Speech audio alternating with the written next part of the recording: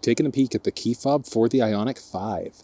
This is the end trim level of the vehicle, so you've got the end badge along the back there, and it's going to look slightly different in the rest of the vehicle lineup. Same basic shape though, but just a different color scheme instead. But you're going to have a lot of similar functionality depending on how you have the vehicle built out. You've got the lock button, unlock button, there's remote start, horn or panic alarm, and then on the side of the fob, there's also the trunk release and then the smart parking assistant as well. So let's walk you through a few of these different functions. So the first one is going to be a remote start. So you just want to make sure you're locked first. Then you're just going to push and hold that circle button, which is going to start the vehicle up. Won't really be able to tell unless you pull off to the side. You can see there the cluster screen is on, so the vehicle has been started up. Now from there, since we've remote started, you can then use the remote smart parking assistant. So what you want to do is you can move the vehicle forwards or backwards. So if you need to get in or out of tight spaces, you've got the flexibility to do that. And pause there, and then you can also back it up, so same idea. And then just release. So straightforward to use it. And then you can just push that circle button there again in order to turn the vehicle off, throws itself into park as well. Very useful, like I said, if you're getting in and out of tight spaces. Like I said, you've got the horn or panic alarm button there, and then there's also the flexibility of using the key fob in order to open up the liftgate. So you just push and hold in order to pop it open.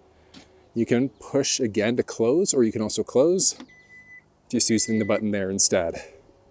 Now, there's also a few other options that you've got with the key fob.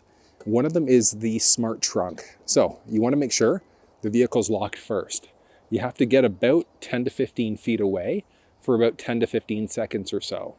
And as long as you've got the key fob on you, you're just going to walk up to the back end.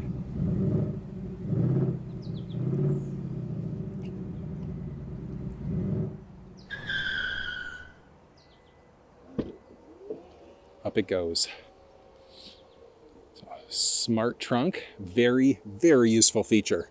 And same idea, just button press in order to be able to close. The other one to point out is using the key fob with a pretty neat trick. So you're just going to push and hold the unlock button on the fob. Watch this. So yeah, it unlocks the windows, or I should say power unfolds, but look at that. Opens up the driver's side windows and the passenger side windows, so first row windows on both sides. So push and hold is going to be able to roll them down. If you release, it'll pause it part way. Unfortunately, there's no way to roll them back up again. That's one thing that I would love to see, but you at least have power down in order to be able to vent things out. And in order to make sure that these things are enabled, all you're going to do, start it up. I love that. Oh, that's so nice. Going to hop into your setup. And then you've got a boatload of options, but you're looking for vehicle, door, and then you've got your power liftgate and then smart liftgate along with your remote window control. So you just want to make sure that these options are both enabled. But there are so many other things you need to know. So if you want to walk through the infotainment, the steering wheel, the cluster screen, things like that, you'll find it down in the description. But that's how you use the key fob inside of the Ioniq 5.